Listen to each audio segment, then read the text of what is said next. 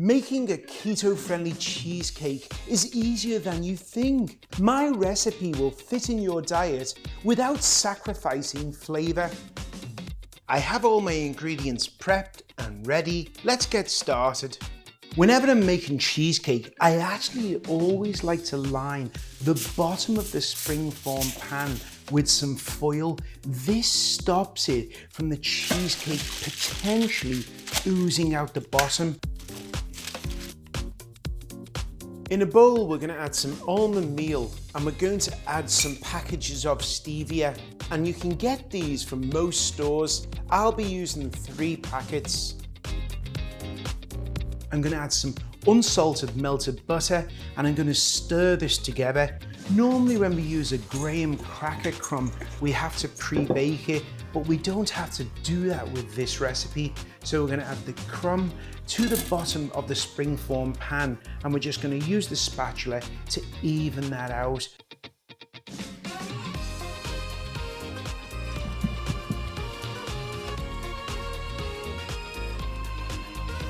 In a bowl, I'm going to crack my eggs.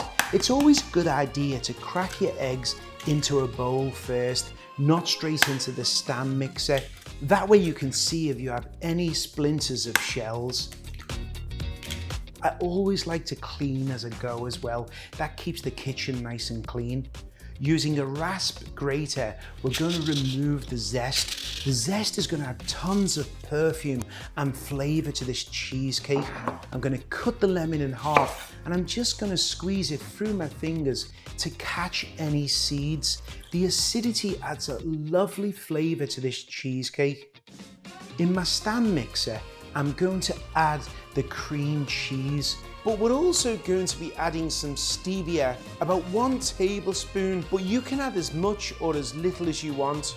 Using the paddle attachment, we're going to turn this onto medium-high speed. We want to get a lot of air into this cream cheese and make it nice and fluffy. I'm going to turn off the stand mixer, remove the paddle. It's always a good idea to remove the paddle as you scrape it down. Now I'm going to add the lemon zest and lemon juice and the vanilla extract.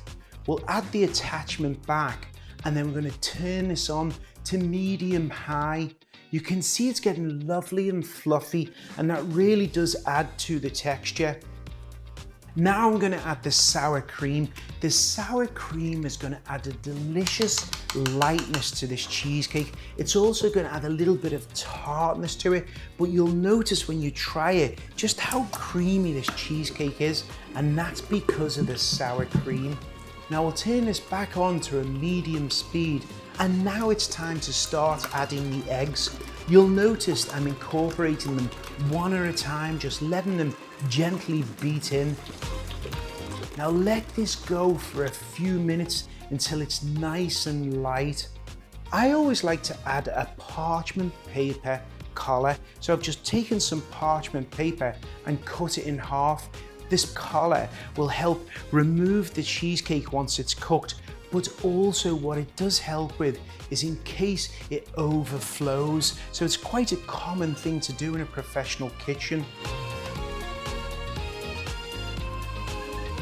I've preheated my oven to 425 Fahrenheit. I'm going to place this in the middle, let it cook for about 20 minutes, and then I'm going to turn the oven down to 250 Fahrenheit and we'll let that cook for about 30 minutes. When the cheesecake comes out the oven, let it cool slightly. Now we're going to open up that springform pan, remove the sides, and then we're going to peel off the parchment paper.